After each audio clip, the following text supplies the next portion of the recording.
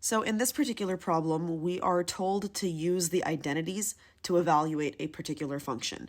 The problem statement says given secant of u is equal to -3/2 and that the tangent of u is positive, greater than 0, we need to find the values of all 6 trigonometric functions. Now, in the past, if a question like this had been given to us with no specification of how to solve it, like we have this time around, we would have just gone ahead and used the fact that secant of u is technically the reciprocal of cosine, so cosine is going to be -2/3. But we would have also used the fact that tangent of u being a positive value, if we refer to all students take calculus again for the signs of the trig functions in the 4 quadrants of the coordinate plane, the 2 possible places that we could take into consideration would be first quadrant or the 3rd quadrant where tangent is positive. But we need specifically the one where the cosine is going to be negative as well, so the 3rd quadrant is going to be the actual one that we'll take into consideration because cosine is negative here. Now, that would have been easy for us to go ahead and draw our triangle in the 3rd quadrant like this using a reference angle of theta and then calling the cosine of theta to be the adjacent over the hypotenuse, so we would have gotten a 2/3, and then from there we would have used Pythagorean theorem, found this missing side, and then just set up all 6 trig functions. But unfortunately, the problem this time around is asking us to use the identities specifically to solve the problem.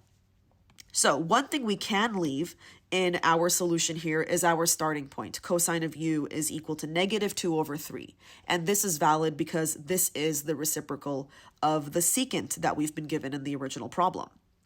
So if we need to use the identities to figure out the rest of the 6 trig functions in our problem, what we'll do here is refer to the Pythagorean identity that says sine squared u plus cosine squared u is equal to 1. So that's going to be the thing that we're using here to figure out one of the missing trig functions, which in this case we're starting with finding the sine of u. So we know that cosine of u is given as a value of -2/3. So we'll solve this equation on the right here for sine of u. So sine squared u is equal to 1 minus cosine squared u. But anytime you're seeing a square on a cosine or a sine or a trig function of any kind, in reality, what that's saying is that the sine of u, whatever that was, is going to be squared. And at the same time, the cosine value on the other side of our equation is going to be squared as a whole on its own thing. So sine squared u, I'm going to refer back to the original format of it here. Sine squared u is equal to 1 minus the value of our cosine, which was -2/3 squared. So from here, sine squared u, at this point, I'm literally just copying down the left side of the equation as I continue to work with the right side. This is going to be 1 minus 4/9. Now, 1 minus 4/9 is equal to, we'll just call this 9/9, 5/9. So sine u, or sine squared u, is equal to 5/9. Now, this is going to tell us that when we take the square root of both sides to solve for sine of u, this is going to give us plus or minus rad 5/3, because the square root of 9 is 3, so that comes out of the radical symbol. But now we've got to decide, are we taking the positive or the negative possibility of the sine value? And that's where this statement comes back into play. So we do end up referring back to all students take calculus. And again, the same concept that we explained a little bit ago applies here too. We need specifically the quadrant where the secant or the cosine are going to be negative. So that's going to happen in the 2nd or the 3rd quadrant. But we specifically need the one where tangent of u is going to be positive. The tangent is a positive while cosine is negative.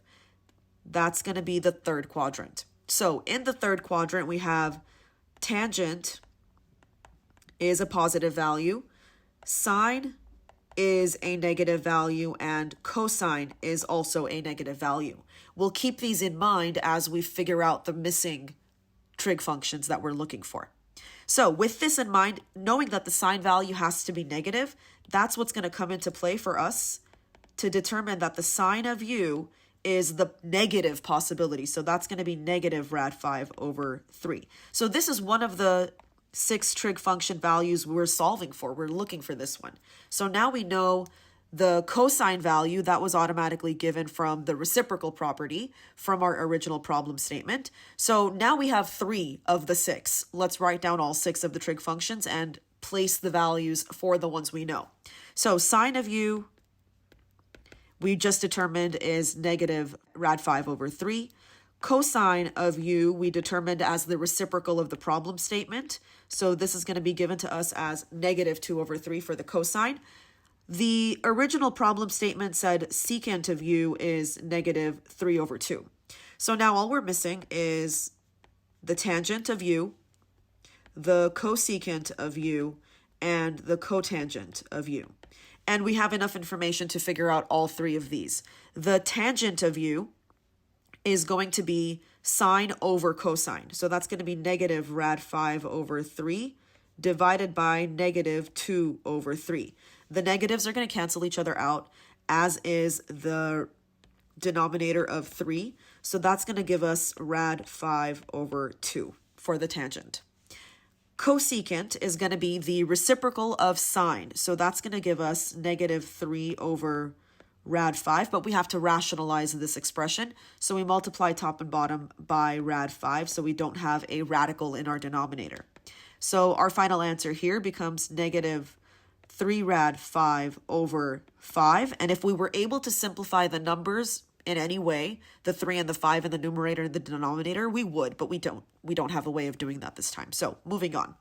Last but not least, cotangent of u. Cotangent of u is going to be the reciprocal of the tangent. So we're dealing with 2 over rad 5, which again has to be rationalized. So we multiply top and bottom by rad 5.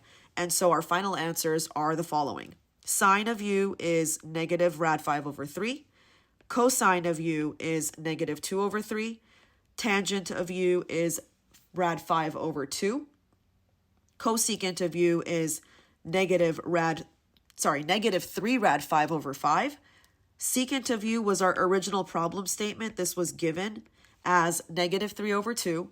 And last but not least, cotangent of u is 2 rad 5 over 5. And that's that.